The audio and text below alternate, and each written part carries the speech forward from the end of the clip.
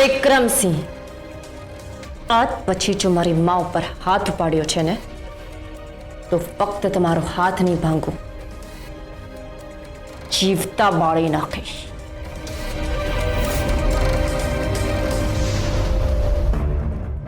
તમારું તો હું મોઢું જોવાનું પણ પસંદ નથી કરતો. પણ મેં શું બગાડ્યું છે તમારું? આવું કેમ કરો છો મારી સાથે? એ આ ખાનદાની માણસ સામે ઊંચા અવાજે નહીં બોલવાનું. તને તો વિક્રમસિંહ,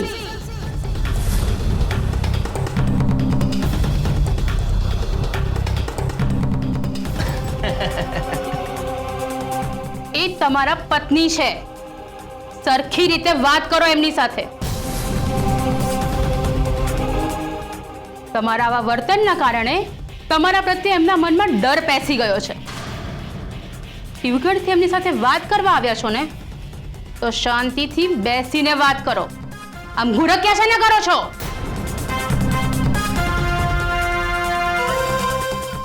બેબી માસી, તમને કોણે કહ્યું કે હું નિર્મળાને મળવા આવ્યો છું?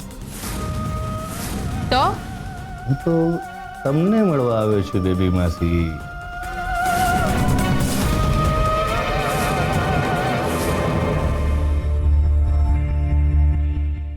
બોલો, એવી શું વાત છે કે તમે મને અહીંયા લઈ આવ્યા? બેબી માસી, સિક્રેટ વાત 4 દિવાલની વચ્ચે જ થવી જોઈએ, જેમ તમારી અને હર્ષવર્ધનસિંહજીની થઈ હતી. એટલે કહું છું, બધું કહું છું. તમે બેસો, શાંતિથી બેસો. હા, અરે બેસો, કહું છું ને બધું શાંતિથી. પણ શું છે કે અમારી એ વાત સાંભળી ને તમને થોડું ટેન્શન થશે. તમારી બીપીની દવા ક્યાં છે? હે ને? આમાં છે ને તમારી બીપીની ગોળી, તમારી પાસે રાખો. ને પાણી પણ જોઈશે ને?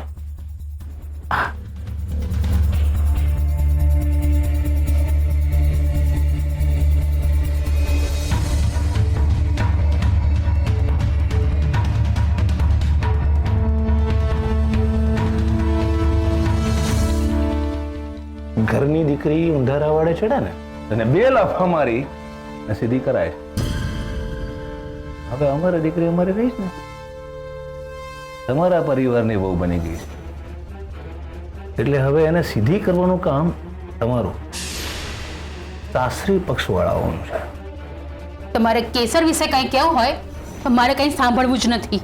ના બેબી માસ, તમારે સાંભળવું પડશે. તમારી દીકરી ના તમારા ઘરની વહુને કારણે અમારા ગામમાં અમારી બહુ બદનામી થઈ. અમારે પોલીસ સ્ટેશન જવું પડ્યું હતું. એ વાત અમારા આખા ગામમાં ફેલાઈ ગઈ છે. એના કારણે અમારી જમીનની 2 ડીલ કેન્સલ થઈ ગઈ. તમને બહુ મોટું નુકસાન થયું છે. એટલે અમે તમને માત્ર એ કહેવા આવ્યા છીએ, તમારી લાડકી કેસર વહુને કહેજો કે અમારા વિરુદ્ધ જે કમ્પ્લેન કરી છે ને એ પાછી લઈ લે. વાહ વિક્રમસિંહ, તમારી હિંમતના તો વખાણ કરવા જોઈએ. એક તો તમે તમારી પત્નીને મારી અને પછી મને, એટલે કે એક સ્ત્રીને એવું કહી રહ્યા છો કે હું તમારી વાત માનું અને કેસરને કમ્પ્લેન પાછી લઈ લેવા માટે કહું? તમારું મગજ તો ઠેકાણે છે ને?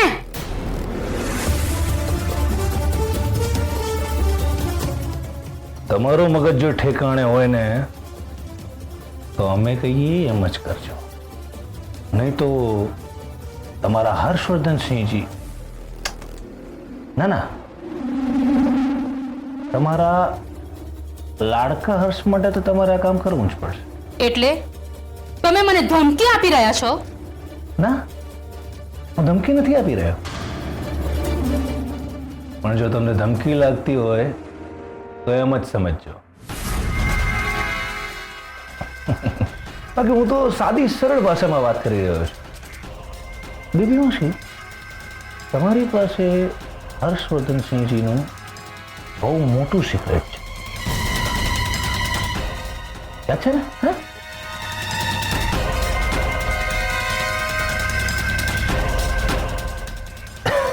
કઈ નહીં, એ પણ હું તમને યાદ કરાવીશ. પણ એ સિક્રેટના લીધે સજ્જન, સંસ્કારી, પ્રમાણિક એવા અમારા જમૈરાજ તદ્દન નિર્લજ્જ અને વિક્રમસિંહ, મારા હર્ષ વિશે હું એક શબ્દ પણ નહીં સાંભળી લઉં.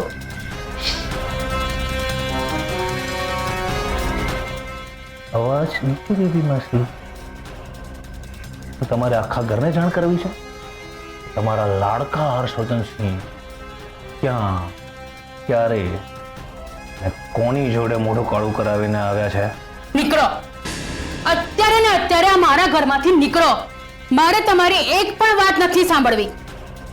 તમારી હિંમત કેમ થઈ આ બધું બોલવાની? બોલો, હર્ષવર્ધનસિંહજીને બોલાવો. સામ સામે બેસીને જ અમે વાત કરી લઈએ. આપણે એમને જ પૂછી લઈએ કે આવું કંઈ થયું. બોલાવો.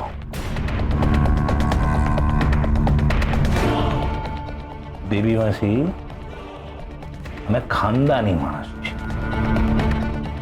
અમે હાવમાં વાતો નથી કરતા.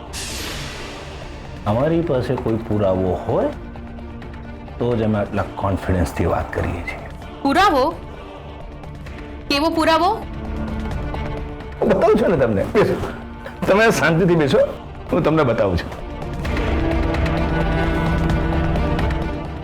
તમને બધું યાદ આવ્યું. આજ સુધી હું તમને બધી જ વાત કહેતો આવ્યો છું. એકદમ નાનામાં નાની બધી જ વાત મેં તમને કહી છે. મેં જે ગુનો કર્યો છે એની સજા ભોગવવી તો દૂર, એની કબૂલાત પણ નથી કરી શકતો.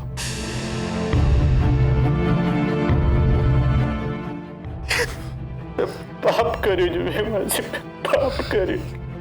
હું તને આમ રડતા નથી જોઈ શકતી. શું થયું છે? હા, માસી, જેમ મારી લાઈફમાં પર્સનલ પ્રોબ્લેમ્સ હતા ને એમ એની લાઈફમાં પણ પર્સનલ પ્રોબ્લેમ્સ હતા. પછી એક દિવસ એવો આવ્યો કે બહુ જ ભાંગી પડી હતી. માસી એ ન્યાય ખરાબ હાલતમાં મારી નજીક આવી ગઈ અને એની હાલત અને સમય બંને ખરાબ હતા અને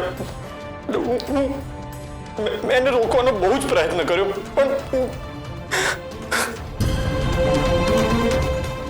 આ શું થઈ ગયું હર્ષ? આ શું થઈ ગયું? બહુ મોટી ભૂલ કરી નાખી. કામ કરું, હું હમણાં જઈને કેસરને બધું કહી દઉં છું. એક મિનિટ હર્ષ, બેહાસી પ્લીઝ મને જવા દો. મારે કેસરને કહેવું પડશે. ના પાડીને. તું બેસ અહીંયા, બેસ. હર્ષ, તારે કેસરને કશું જ નથી કહેવાનું. તારી ભૂલ થઈ, તે મારી સામે કબૂલ કરી, બસ વાત અહીંયા પતી ગઈ. કેસરને આ વાતનો અણસાર પણ ના આવવા દેતો.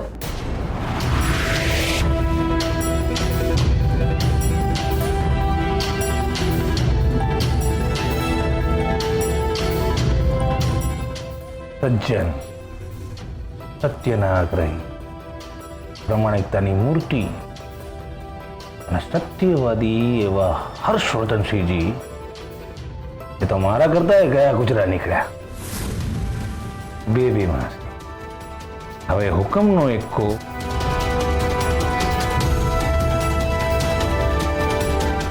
તમારા હાથમાં છે. એટલે જો તમે કેસરને કમ્પ્લેન્ટ પાછી લેવા માટે નહીં કહો તો મારે તમને એ કહેવાની જરૂર નથી કે આ વિડીયો એને બતાવી દઈશું. બરાબર?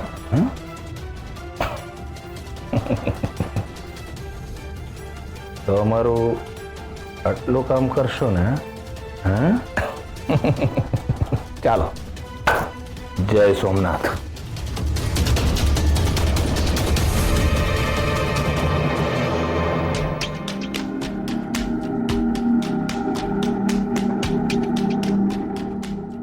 ડોન્ટ ટેલ મી, તું સવારમાં ફાફડા લેવા ગયો હતો.